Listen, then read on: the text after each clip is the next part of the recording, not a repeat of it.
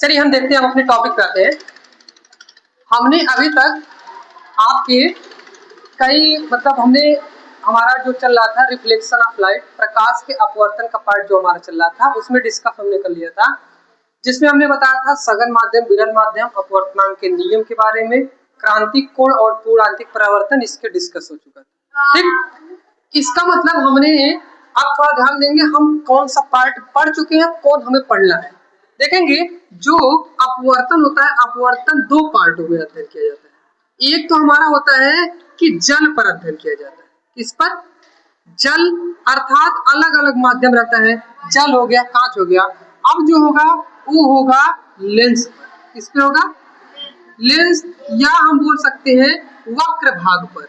वक्र भाग मतलब अब मुड़ावदार भाग रहेगा, उसके ऊपर अपवर्तन कैसे होगा उसी का डिस्कशन आज चलेगा। तो हमारा पार्ट 1 हो चुका है, जिसके अंतर्गत हम अपवर्तन के नियम, विरल माध्यम क्या होते हैं, सघन माध्यम क्या होते हैं, अपवर्तनांक क्या होते हैं, निरपेक्ष अपवर्तनांक, सापेक्ष अपवर्तनांक, और किस रंग का अपवर्तनांक अधिकतम होता है, न्यूनतम होता है, क्रांतिक कोण क्या होता है, पूर्णांतिक परावर्तन क्या होता है, इन सारी चीजों के बारे में डिस्कस करते हैं। तो हम अपना दूसरा वाला पार्ट स्टार्ट करते हैं, लेंस। और लेंस को सबसे पहले समझते हैं, लेंस बनता कैसे और लेंस कितने प्रकार के होते हैं। ठीक, और हमारी आंखों में कौन सा लेंस है, जब हमारा मानव नेत्र चलेगा फिर भी उत्तर दिया जाएगा, अभी भी आपके दिमाग में आएगा तो उसका उत्तर हम बता देंगे। ठीक, अब समझते हैं जो लेंस होता है। अब देखना, अपवर्तन का मतलब समझिए, एक हमारा माध्यम देखेंगे, तीन प्रकार के आपको माध्यम दिखेगा।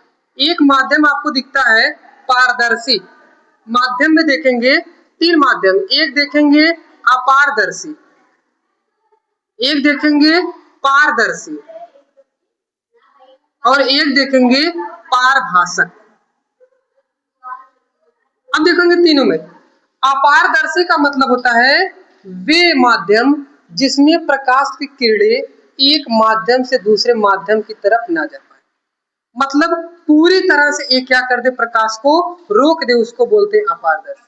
जैसे दीवार है, दीवार के उस तरफ हमें कुछ नहीं दिख रहा है, मतलब ये जो दीवार है ये अपारदर्शी की तरह, ये जो बोर्ड है हमारा ये क्या करेगा, अपारदर्शी की तरह। पारदर्शी का मतलब होता है जिससे प्रकाश की किरणें पार होके क्या चली जाए। तो लेंस की सबसे पहले प्रॉपर्टी कैसा होना चाहिए, पारदर्शी। तीसरा होता है पारभाषक, जिसमें कुछ जाए और कुछ ना जाए, उसको बोलते हैं पारभाषक। जैसे हम बोलते हैं धुंधला, जैसे कागज होता है, जैसे तेल में लिपटा हुआ कागज रहता है, उसमें थोड़ा बहुत दिखता है, थोड़ा बहुत नहीं। हाँ, जैसे टिश्यू पेपर बोल सकते हैं, मतलब ऐसे रहे जिसमें थोड़ा थोड़ा दिखे और थोड़ा थोड़ा ना दिखे, पारभाषक। तो हमारा लेंस कैसा होना चाहिए, पारदर्शी।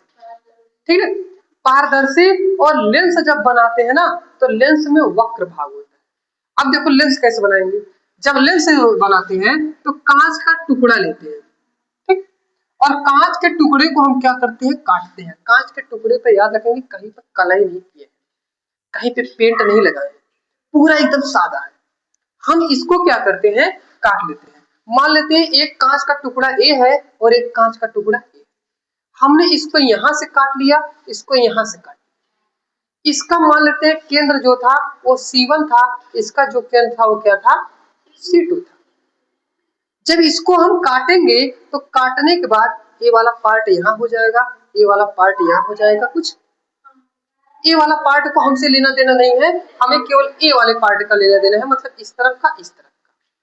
अब हम इन दोनों को जोड़ देंगे, इन दोनों को जोड़ेंगे तो दो प्रकार के लेंस बनेंगे। ठीक, पहली बात, ये जो कांच है हमने बोला इस पर कोई पेंट नहीं लगा है, पूरी तरह से कांच है, बस गोली वाला है। गोली कांच को हमने काटा, अब इस कांच को अगर जोड़ेंगे तो एक प्रकार का इस तरह का कांच जुड़ेगा और एक हमारा जुड़ेगा इस तरह का। मतलब हो सकता है एक हम इसको अगर पलट के जोड़ेंगे तो कुछ ऐसा जुड़ेगा, एक हम इसको ऐसे कर सकते हैं तो एकदम दूर दूर से। मतलब एक बार देखेंगे इनके किनारे पतले रहेंगे, बीच में उभरा रहेगा, एक बार देखेंगे किनारों पे उभरा रहेगा, बीच में क्या रहेगा, पतला रहेगा। मतलब जो लेंस होते हैं जब हम कांच को काटते हैं तो दो प्रकार के लेंस निर्माण होते हैं। एक जो हमारा किनारों पे पतला, बीच में उभरा होता है, ये लेंस जो बनता है इस लेंस को हम बोलते हैं उत्तल लेंस। और जो बीच में दबा हो और किनारों पे उभरा हो, इसको हम बोलने लगते हैं अवतल लेंस। समझ गए? अब याद रखना, हमने बोला अवतल लेंस के लिए क्या होना चाहिए? पारदर्शी। अब देखना परिभाषा कैसे निकलता है।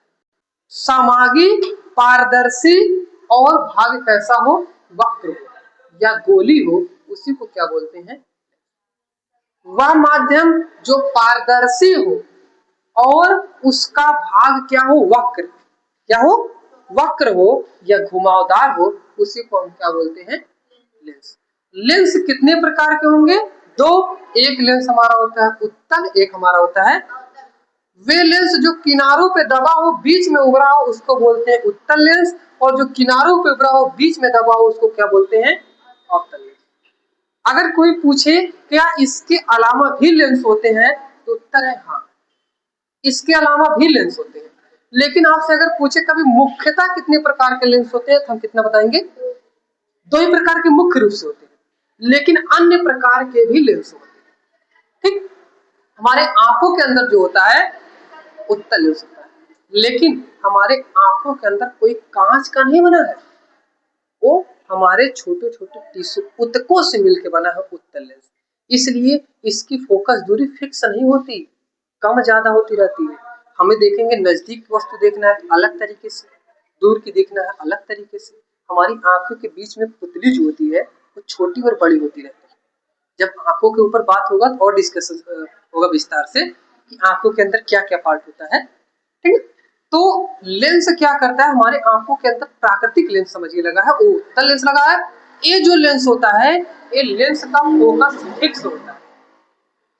इस लेंस का फोकस क्या होगा? फिक्स। अगर हमने इसकी फोकस दूरी 15 सेंटीमीटर बता दी, तो मतलब हमेशा कितना रहेगा? 20 हो ही नहीं सकता। लेकिन हमारे आंख की फोकस दूरी कभी 15, कभी 20, कभी 5। क्यों? क्योंकि अपनी आंख को क्या करता है? एडजस्ट करता है।